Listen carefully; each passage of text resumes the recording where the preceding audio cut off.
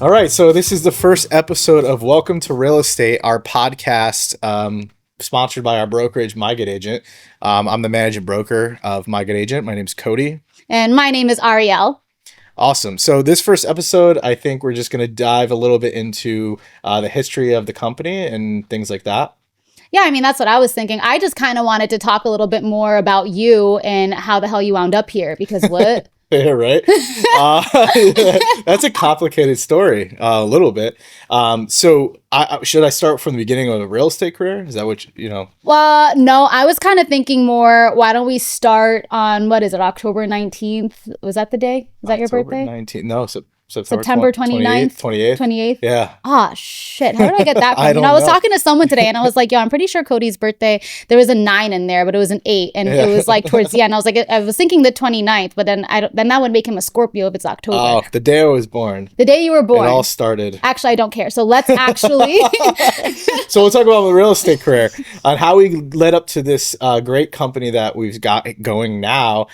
So basically, when I was 24 years old, I was working in retail. My last job was a store manager at CVS.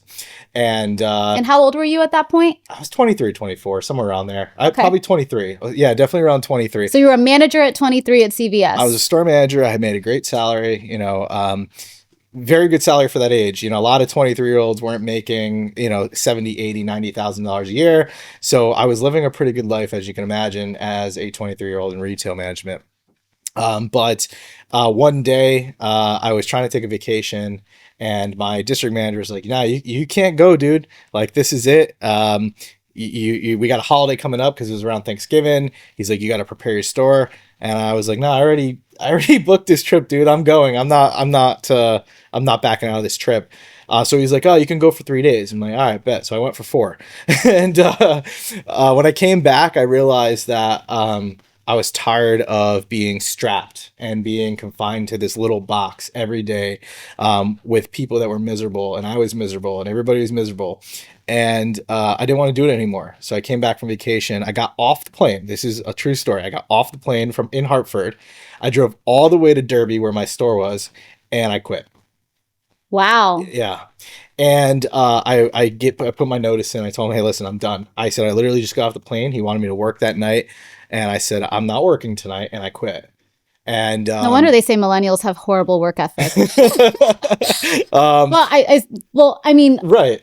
I mean, look, I was a hard worker, at the end of the day, I 23 running stores and I was operations at Target and things like that. And we can go into another episode. We can go deeper down into our lives before all real estate. But, that was it was a monumental time for me because I didn't want to be trapped to, somebody else and having a boss and just feeling trapped. Like, the trapped is the word. I felt trapped.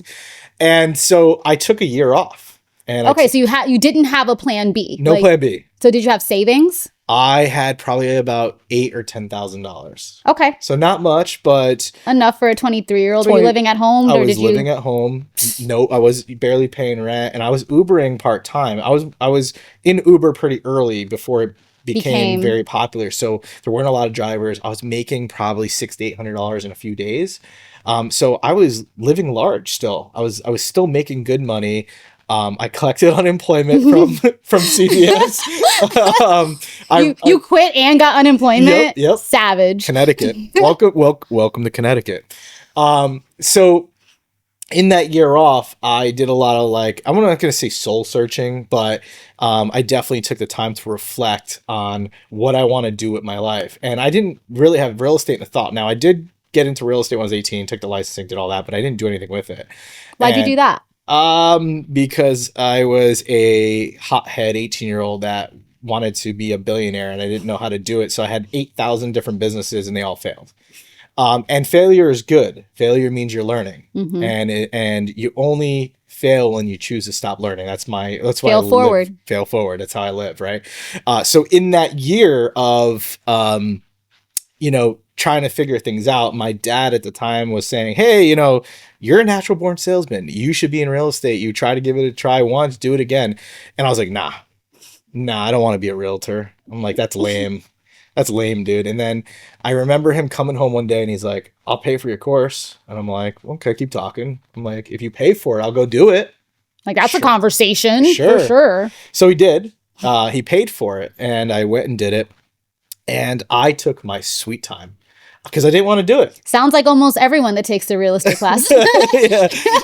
I really didn't want to do it, you know, and I took the course with Alliance in West Haven. Shout out to Bill and Dan. Greatest guys in this business, by the way. You know, Bill and Dan are just wonderful. And so I think it took me like 7 months to finally be like, okay, I'm done taking this course. Let me go take the test. And I did not study. I didn't give it any kind of effort. And I failed that test. And I took it 4 times, actually, because I just didn't care. And when I passed it and I got the license, I ended up getting a job offer in retail as a store manager for $100,000 a year plus salary. And From who? I think it was Hobby Lobby. Huh? Yeah, I think it was Hobby Lobby. Something like that. It was one of those Was it the stores. new Hobby Lobby that came in orange? I don't know. I think it was like in Nashville or something. I was applying all over the country. Yeah. I don't actually remember if it was Hobby Lobby or it was one of It those was somewhere. type of stores. Got Yeah. it. Mm-hmm. And I was going to take it. And my dad looked at me and goes, "Are you an idiot?" He goes, I know you. He's like, you're going to go to that job, work there for 6 months and flip out and quit. And he goes, you're going to keep doing it. You're going to keep me the cycle. He's like, you just got your real estate license. Go for it. So I took his advice again. And me and my dad don't always agree on everything, you know, and I do go to my dad for some advice, but I never actually use the advice. I just do it as like a, hey, let me get this out. Let me see what you have to say. And then I won't do it. Right. But I took his advice with real estate and I got the license and I put my license with William Ravis because at the time I felt like Ravis had a big name in Milford and I lived in Milford and I wanted to align myself with, at that time I thought I needed to align myself with a brokerage that had a name. And did you like do any research into any other brokerages, or was it just like, okay, I hear William Ravis all the time. I feel like they have a name and that's the one that I hear of the most. So I got to go there. This is the problem with being a new real estate agent because you don't know. Right. You don't. Unless you know somebody in the business, which I did not. I went with, oh, I see these signs everywhere. I got to go join this company because they're doing something. So I was with that company for, I don't know, 6 months max, August to not even like 4 months, August to December. And I thought, man, they're going to help me build my career. I'm going to be this great real estate agent. And I would show up to the office and they would yell at me if I didn't wear a shirt and tie. The manager was like, you're not going to come to this office and not wear a shirt tucked in. I know. Look at us. Look at us. I mean, we're both very successful in this business and we don't wear suit and ties. You don't need suit and ties to be successful. And this is the problem with real estate, I think, because a lot of people don't realize like a lot of it's fake. Yeah. A lot of it's fake. A lot of fake people out there, a lot of egos. We can get into that more in other episodes, but I would sit at this office every day with my shirt and tie tucked in. I'd sit there like this. Just, what do I do? Finger twiddling. I didn't know what to do, right? And I'm like, okay, I got to figure this out. All right. So I started doing open houses for a pretty big realtor in the area. Shout out to Mike Freeze.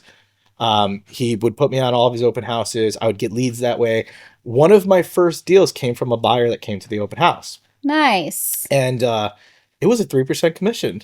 That's a win. That's a win. That's a win. That's always a win. That's a win. So I think like, I did, my first deal was a multifamily house in Middletown. Your favorite. My favorite. I'm And lying. that client had no idea it was my first deal because I stayed confident that I was experienced. I was the best agent there ever was because we have to. Otherwise, they could smell that you're new and they're going to start questioning everything you do and everything that seems off. And you have to stay confident. You have to own what you're doing in this business because if you don't, you're going to fail. Yeah. So full send it. Always full send it. And I made on that deal because my commission split was so low at Ravis and I had switched brokerages, which I'll get to in a second. I made like $1,200. Oof. And on a 3% deal. That was not the 3% deal. Oh, okay. That was my second deal. Okay. So my first deal, I made $1,200 and I was questioning whether I wanted to stay in the business because at this time I'm 6 months in. $1,200. I got no money. What was your split? It was 60-40, but 60-40 with a decline. So if I didn't do X amount of sales, it would have gone to 50-50. What? Yeah. And they had a 6% transaction fee. So I was like, after everything, I'm like, $1,200. Wow. Like, I don't know if I could stay in this business. Like, I thought I'd make all this money. And so I switched to Remax. And because there was a local newer Remax office that my mother was friends with the brokers, and I didn't really shop other brokerages. I just went with her recommendation because she's like, these guys are great. Right. And they were great guys. And my second deal I got from an open house that I did at Ravis, and the client signed with me when I went to Remax. So I didn't have a representation agreement with them. Right. And so when they called me and hired me, I ended up selling them a house, and that was a 3% deal. And I think I made like almost $9,000. And you were like, okay, I like it better here. It lit a fire under my ass. I took that check and went, wow, like this is real. And I'm like, it didn't feel like I did a lot of work for it, but at the same time I did. Right. But I liked it so much that it didn't feel like I was. It was all the work that also led up to it too, right? You know, the freaking 6 months of nothing happening, of making these calls, wearing your button-up shirt and sitting at a desk with absolutely nothing happening. Nothing. It was almost like that $9K check. The funny thing about that is, so when I switched from Ravis to Remax, the office manager at the time pulled up the Remax office sales, and obviously their newer office, they didn't have a lot of sales, and you know, he's like, well, Ravis, we're doing hundreds of millions in volume, and that Remax office did 10 last year. And I'm like, well, I said, it's not about what the office did, it's about what I do. Right. I don't care what the office does, because I've been here for 6 months and you've done nothing to help my career grow. And listen, nothing on Ravis. Right. They're a great company and their broker's great, the owner's great. It's just my experience, right? My experiences was that I wasn't getting the help that I needed to grow my career.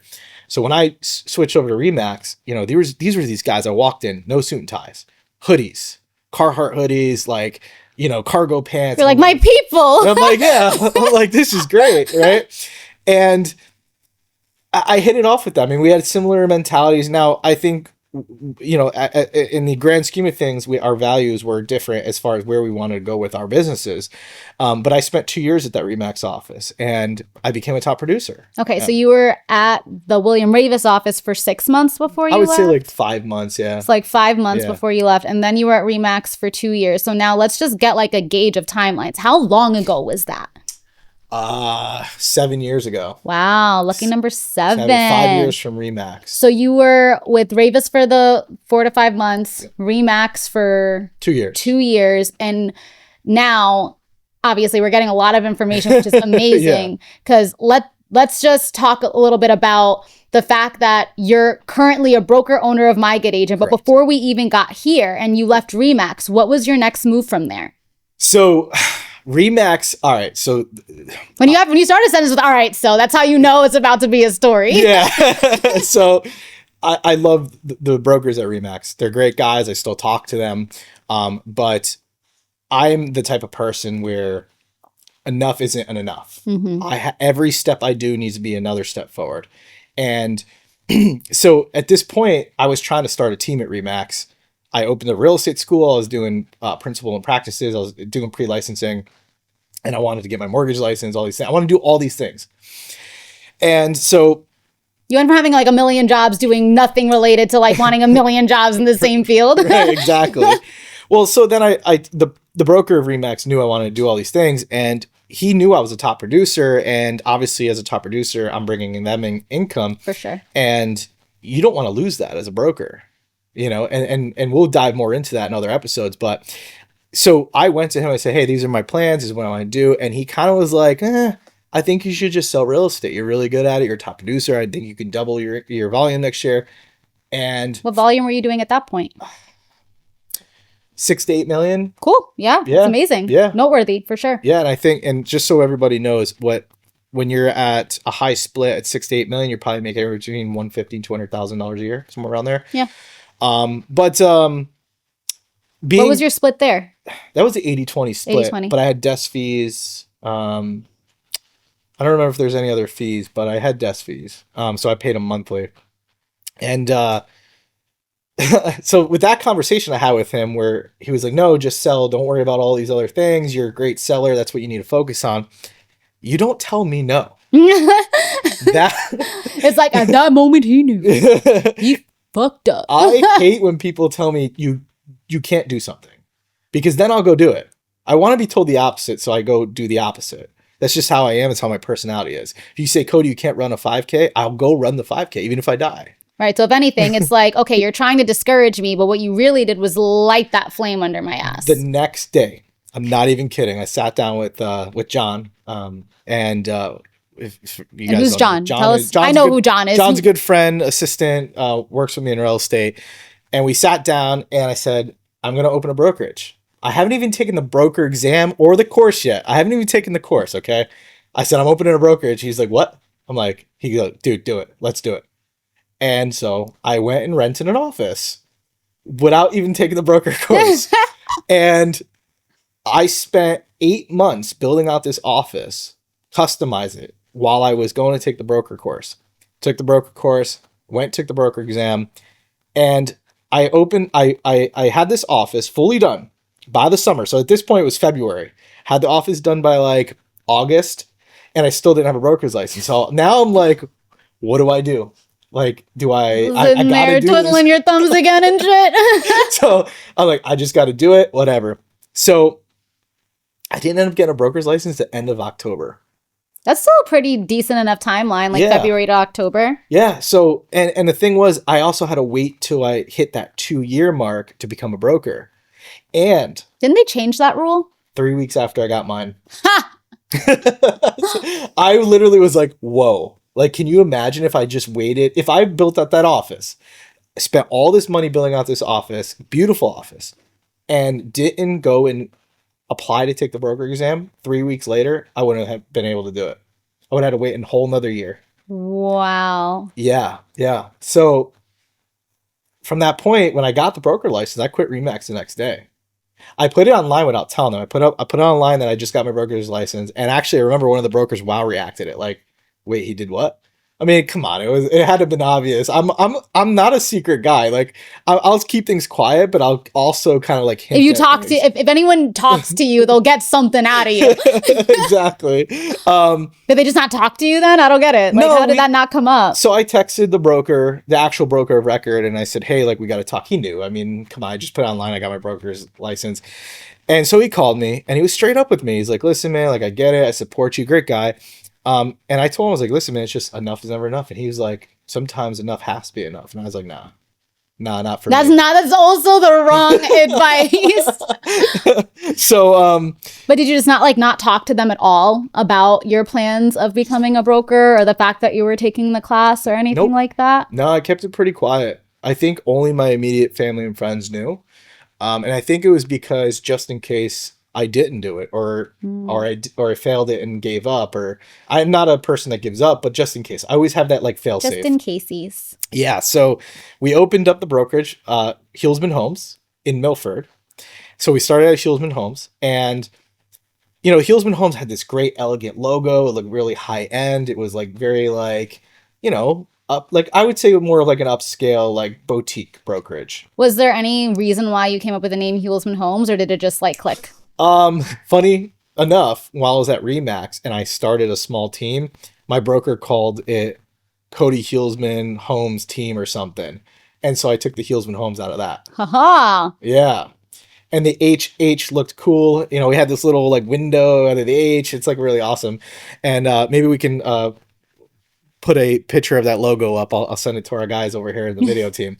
But the logo was really cool. It looked really cool. The office was really nice. Very beautiful office. I remember you sent me like photos of it. You had this like not quite navy blue like color, but like this like real modern, industrial look. Mm-hmm. It was really, really nice. And me and my dad's a contractor, so my dad built it out. I basically designed it. My dad built it out. And and then John had some input. I did whatever John wanted. I did opposite whatever John wanted to do as far as finishes That's input. I'm saying, like, honestly, you need to know what you don't want to know what you do. Exactly. And I say that about everything in life. 100%. So we did take some agents from Remax.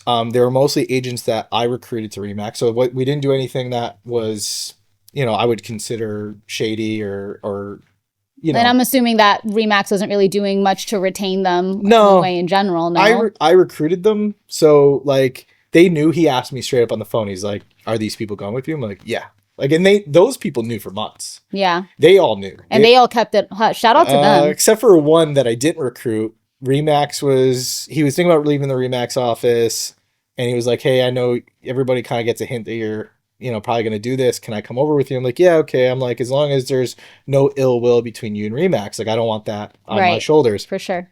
This guy told them before you got the license. I'm pretty damn sure. So they did know. If they knew, they didn't say anything to me. So I'm pretty sure there's a lot of drama between this agent who's not an agent anymore. And, there's agents who aren't agents no more. A lot of them. There's a lot. But we opened, I think, how many agents do we have? Five or six? Yeah. Where'd John go? I don't know. So I don't know where he's went, but I think we had 5 or 6 agents. So I think about 3 or 4 were from Remax. And then when I put online, I became a broker, a couple agents reached out to me that I had in my sphere from other companies I worked at before real estate. And they, hey, I'm in real estate and I'll switch. We had somebody switch from Keller Williams. He's still with us today. He's probably, besides a couple of the Remax agents that are still with us today, he's probably the oldest first recruit in our company.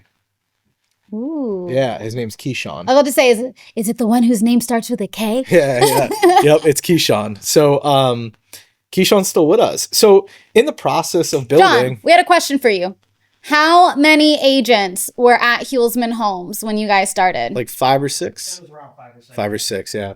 Shout out to John. Like, how many people have the same assistant, like, dating back to the top of your career? How freaking cool is that? Loyalty for sale, bro. Right. Me and John, that's an episode, another episode where we can go into that history. But so Huelsman Homes was a learning curve and a half. I bet. It was. Because that was your first, like, real business that you were opening yourself, first right? Legal business. Listen, legal is real. Legal is real. The long story short is I had no idea what I was doing. And there were so many times where I was working at my office from 7 in the morning to 8 or 9 or 10 p.m. at night doing nothing. I would just sit there going, what do I do? How do I do this? Who's going to tell me how to do this? I don't know how I'm going to do this. When do I do it? How do I do it? Where do I do it? I have no idea. And you didn't really have the guidance. No. It was kind of like a baptism by fire then, right? It was, you know what? It was probably the greatest learning experience of my life because it puts in the defense mode. Right. Because now you're like, I don't know what I need to do, but I have to do it. And you have to do it, and you have to do it right, and you have to do it well. I got 6 agents that rely on me. I got an office I got to pay for. I got expenses that I don't even know I have yet.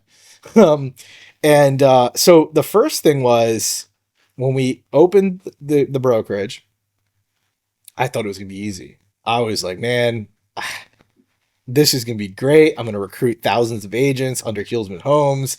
I'm going to be a multi-millionaire. Boy, was I wrong. I was wrong.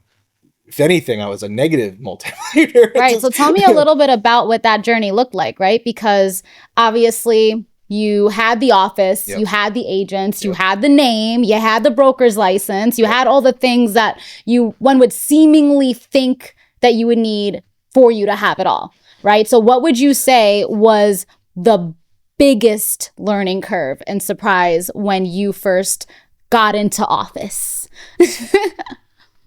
I would say it was, you don't have to make everybody happy.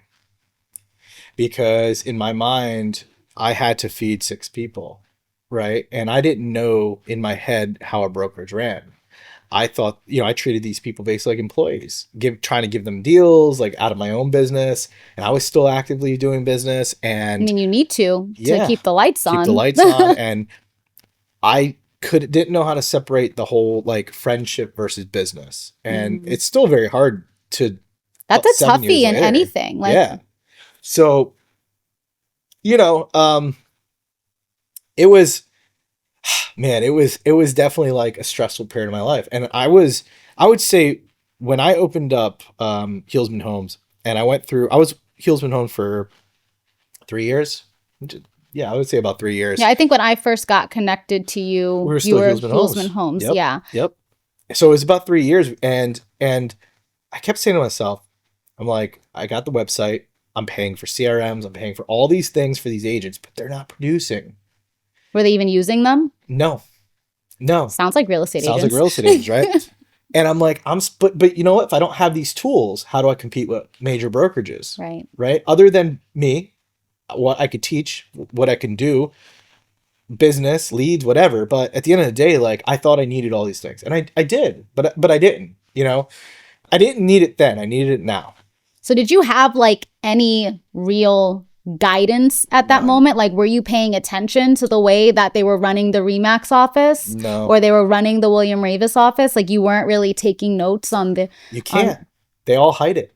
Mm. They all hide it very well. And you'll always hear a broker say, you don't want to do this business. There's no money in it. Every single one of them. Except for me. I don't say it. Yeah, you do. Well, I don't say it to deter people, though. Yeah, correct. You don't say it to deter people, but you definitely say it. I definitely say it. But and here's why I say it. Because we all know that in this business, it's a volume game. Right. If you have 6 agents and you're not producing, you're going out of business. And there's a lot of learning. And like, if you think there's a lot of learning in the real estate side of things, like being a realtor under a broker or whatever, being a broker is the biggest learning curve I've ever had in my life. Because nobody taught me how to do this. Nobody said, Cody, this is the structure behind it. So it was all just do and see what happens. Do and see what happens. And luckily, I had, at the time, I reached out to one of the accountants, or she did the books for a couple of the real estate offices. And I basically said to her, hey, I don't know how to do the books. I don't know how to pay people. Like, she came in, taught me everything. As far as like the operations go. What a blessing. Yeah, she's great. And she still works for us to this day. You know, shout out to Scarlett. You know, and like she's contract with me. So when I need her, I call her. And, you know, she taught me how to do the 1099. She taught me how to pay people and do it Speaking of, when are those coming out? They already went out last week. Where? We processed them last week. So you should probably get it in like a week or two. Oh, okay. I was about to say, like, bitch, where? I definitely don't have my 1099 yet. Right. So I'll speed this up a little bit, you know, because, you know, obviously we're short on time. But anyways, so I started. What is time? We do what we want, right? This is our podcast. That is true. But so anyways, long story short, she taught me like the Books, accountant and the books and the bank accounts and all that stuff. And I was like, oh, so that's how that works. So thank you, Scarlett, for that. So now we talked a little bit about what the biggest learning curve was for you, which, just to recap, you said was realizing that you can't please everyone. Nope. So, but even like, let's talk about that a little bit more, because you said it, but you didn't even like talk about what it meant other than like just giving away your business. Is that what you mean? Just giving away business? Or was there something else that really told you like, if I keep doing this, my business will not be sustainable outside of giving away the business? Yeah. I mean, well, and the thing was, I don't think any of those agents ever actually expected me to give them business or to do those things for them, but I thought they did. Right. Because in my head, I'm like, I have to make these people happy so they stay. And if they stay and they're happy, then they're going to bring more people. And then it's going to just keep growing and growing and growing. And at one point, it did. We got up to almost 20 agents at Huelsman Homes in less than a year. So, and then we started getting agents that produced. Jess Diaz, who is a top producer for My Good Agent, she started with me at Huelsman Homes. She came in probably 6 months before we rebranded. And she came from EXP, which you did too. Which I did too. We'll get into that on another day. And I met Jess because she submitted an offer on one of my listings and she didn't get it accepted, but she ended up liking our conversation and she followed me on Instagram. And a couple weeks later, she put up a story, and we can go into this another time, but she put up a story saying, hey, like, I'm thinking about joining a team or another brokerage. And I went, no. You're joining me. Let's go. Come meet me. So she came to the office, we met, and we talked, and it was a really good conversation. She liked that we all were kind of younger, you know, like, not that that matters. Right. It does. It makes a difference. Energy makes a difference when you're going to be with these people. Right. These are going to be essentially like your partners in certain things, who your peers are, for sure. At the time, I was only 27, right? 27, 28. So, like, under 30 and, people see me as moving and shaking and whatnot. Yeah. And I was successful in real estate sales, but I was not a successful broker. Not yet, at least. So we ended up getting to about 20 agents, and my psychopath mode turned on. Gotta love it. We gotta love the Cody psychopath mode, right? And I'm like, debatable. Yeah, depends on the day, right? Right. So the reality is I'm thinking bigger. Right. Now I'm drowning in brokerage bills, and I'm trying to make everyone happy, and I got CRMs that I'm paying for, websites, and all those things that I really shouldn't be paying for. But you have to spend money to make money. Right. Right? Reality. And I'm like, allegedly. I need to be bigger. I need to be in all 50 states. Why am I thinking like this when I haven't even haven't even conquered Connecticut yet? Right. Right. And we lost a couple of agents. So we were down to 15, whatever. And we lost them because they left the business, because that's very natural in this business. Yeah. And I'm like, I got to be bigger. I'm like, I got to be nationwide. But Huelsman Homes to me couldn't be a nationwide company. And I'm going to tell you why. Every time someone called in the office, they would butcher Huelsman. I'm like, how hard is it? It's Huelsman with H. But they would be like, is this, I'm like, oh man. So I'm thinking in my head. And then one night I woke up, and we all have where you're in the bathroom and you're like thinking, dead scrolling. And I buy websites for fun, like domains. I'm like, think of a business and I go buy it. If it's available, I buy it. I probably have 200 domain names in my GoDaddy account. I always get your domain's about to renew. I get that every week. Do you renew them? Yeah, I do. Most of them, yeah. So, anyways, long story short with that is I went back to bed. It was 2 or 3 in the morning. I woke up and I went, great agent. What's a great agent? Not thinking business, but right. What makes a great real estate agent?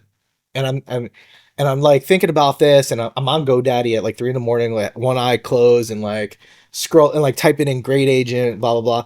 I kid you not. Bam, popped up, mygoodagent.com. And I went, yeah, and I bought it. I didn't even think twice. I said, whatever it costs. Guess how much mygoodagent.com cost? $3.14. Yeah, something like that. Really? It was $2. It was $2. And My Good Agent are 3 very high, searchable words, SEO, great for SEO. And I'm like, they also say SEO wise, having a double letter in a name will definitely be more memorable to people. And those businesses tend to also be more successful. And especially if they start with a G. I think that's how Goop came to be. Yeah. Or and Google. All of them. Mm-hmm. Facebook. Yeah. Jeep. And so I bought it, and we did nothing with it for a year. I just sat on it, and I'm like, I didn't even think about My Good Agent as a brokerage. Actually, I was thinking about it more for technology, because I want to build out real estate tech. Right. That's a big part of my dream with all of this. So it was more of the tech side of things. And then, my brother lived in Florida, and I went to Florida a lot. I went probably every other month, because I wanted to see my brother. I haven't seen him in a while.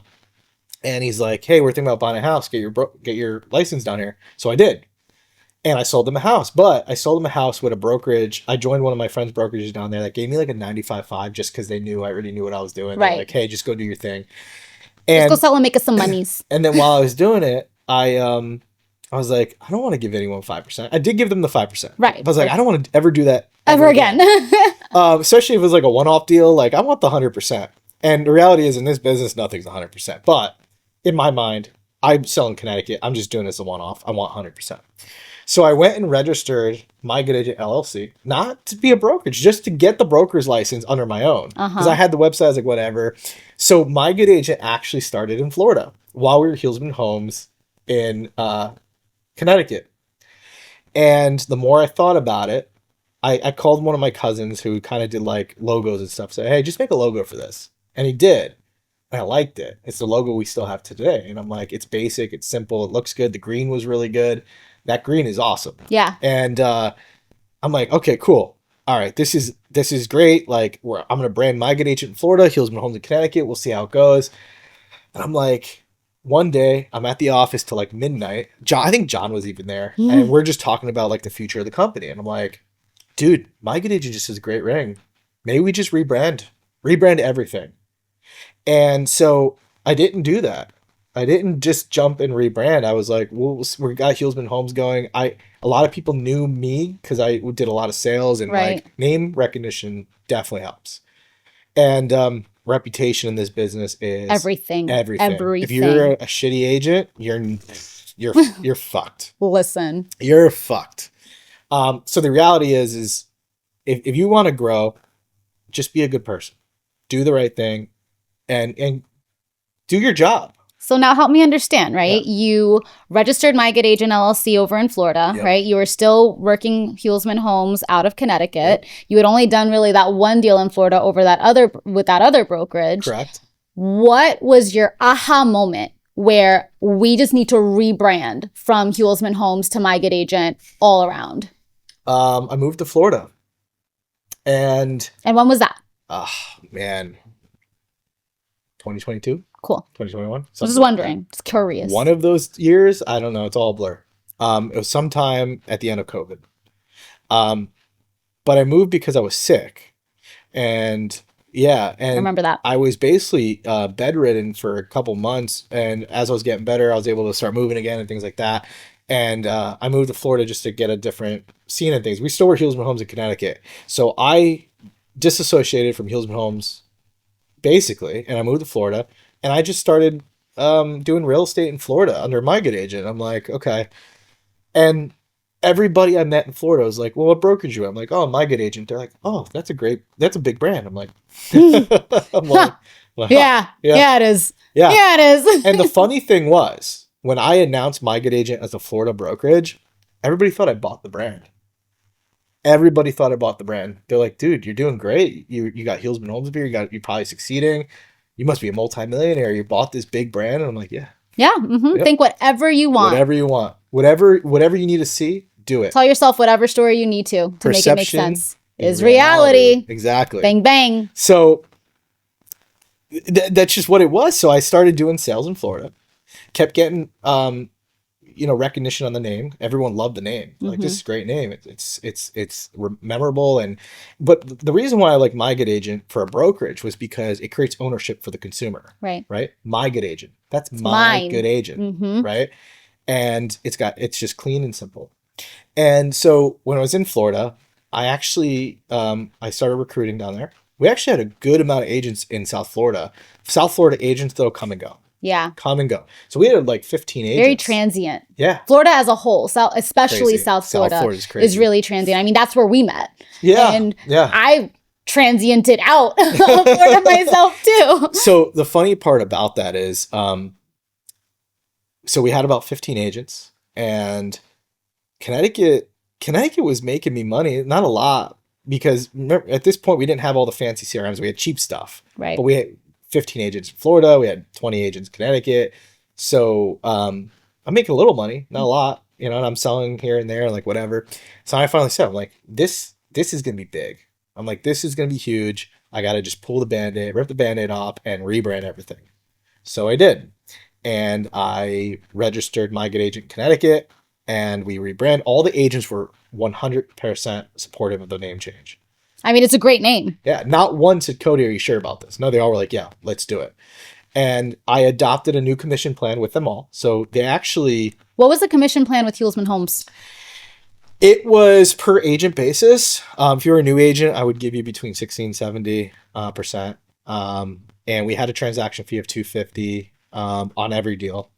And then top agents got like 80-20. I didn't go higher than that for anybody because nobody was doing that much volume where it's like, oh, okay, this makes sense. But we adopted the My Good Agent model, and the My Good Agent model was designed while I was in Florida. Before we rebranded everything, we came up with a commission plan that was competitive with the 80-20, with the 15K cap, with the small transaction fee. We pay E&O, no monthly, no yearly fees. But the biggest thing I wanted to sell was me, broker support.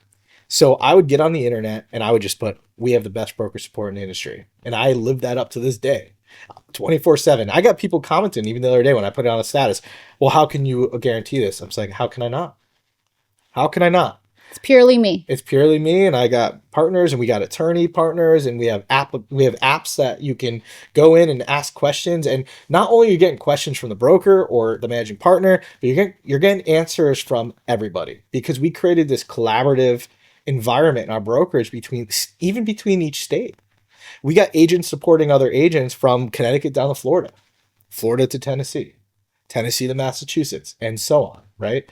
And that was the biggest thing, is how do we create a competitive cloud-based brokerage while also having the best broker support in the industry? And I think we live up to it. I think so too. I mean, I know that I was a little skeptical coming on. I mean, you know, I came from EXP. Yep. I wasn't really married to the brokerage, but I liked it. Yeah. And, you know, it was cool. And I was considering Real as an option. Mm-hmm. And I was in talks with you. And after talking to you, I figured, fuck it. Like, it makes sense. Yep. And worst case scenario, it doesn't work out, which so is life with anything you do, right? Exactly. But at least I liked the way that I could have direct contact with the broker. Yep. And I have the ability to ask the broker a question, or if there's a special situation, I'm not trying to get in contact with the person that can help me. And then obviously Right. in our discussions that we had, I mean, I didn't join right away either, but I mean, No. just kind of like a lot of the agents that we get on, you know, We nurtured our relationship for like over a year. maybe even 2 years. Yeah. Because Actually, yeah, it was in 2022 we met. I didn't switch until 2024. There you go. And you know, a lot of it too was we had similar stories. As far as like Connecticut to Florida, we met in Florida because I put up a status saying, you added me on Facebook. Because I kept seeing Huelsman homes everywhere. Right. And I moved to Florida very unexpectedly, very last minute. Yep. And I was there for a couple of years, but I wanted to still make sure I was connected well enough Yep. with respected agents in Connecticut, because reputation is everything. And what was I known for? Talking shit on the internet. And I love a good tea time. The thing is, my talking shit though is just honesty. And I don't call people out directly. I just say, hey, this is reality.